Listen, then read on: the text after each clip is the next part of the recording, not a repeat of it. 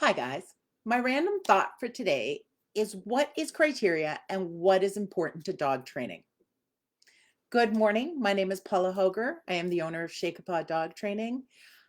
I'm South Mountain, Ontario. So, the definition of criteria are the ideals or requirements on which a judgment, evaluation, or selection is based. In clearer words, in dog training, what I mean by criteria is what exactly do you want your dog to do when what happens. For example, I received a message today from one of my private clients asking about walking her new puppy. He was going side to side and she was wondering if that's okay. Walking is one of those skills that has really fuzzy criteria for people. And this is where we get to why criteria is so important, because the fuzzier your criteria is to you, the fuzzier it is to your dog. The fuzzier it is to your dog, the more your dog is going to possibly go outside of the criteria. And the other problem with criteria is our criteria changes depending on the situation. So, for example, you don't want your dog to pull on leash. I get that all the time. I want my dog to stop pulling. Um, but when you're walking down the street, you let him pull to the bush to have a pee. Or you're walking down the street and you see your dog sees his best friend coming towards him, and you let your dog pull to say hello to his best friend. So, does this mean your dog is allowed to pull on leash or isn't allowed to pull on leash? And now you're putting, oh, you're not allowed to pull on leash except when you see your best friend.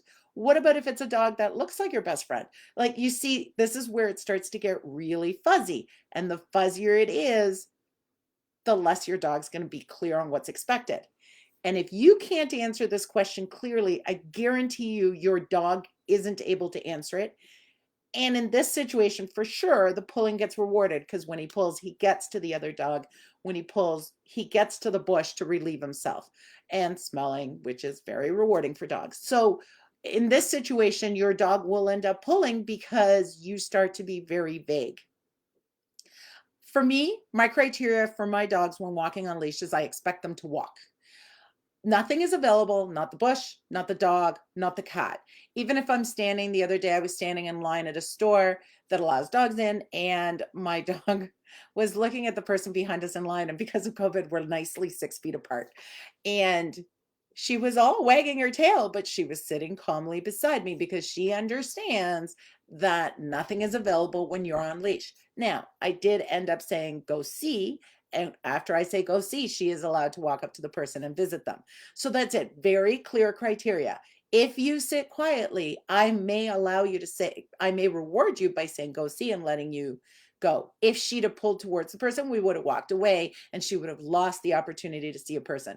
Very black and white criteria is what makes your dogs understand and therefore behave.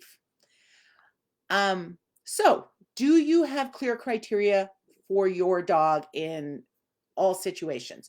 Do you now understand what criteria means? Um, Starting to understand, if you're starting to understand criteria, but not sure how to make it useful yet, give me a message. For example, your dog that pulls on leash and now you understand that criteria, but you're fuzzy on how to implement teaching him, how do you stop him from pulling? So I have a whole step-by-step process on how I would go from a dog who pulls to not pulling. So if you have any questions, email me about the Canine Essentials new program at hello@canineessentials.ca. And Canine Essentials is a capital K, a 9, Essentials is all spelled out with an S at the end, .ca. Thank you very much for listening, and we'll see you again soon. Bye.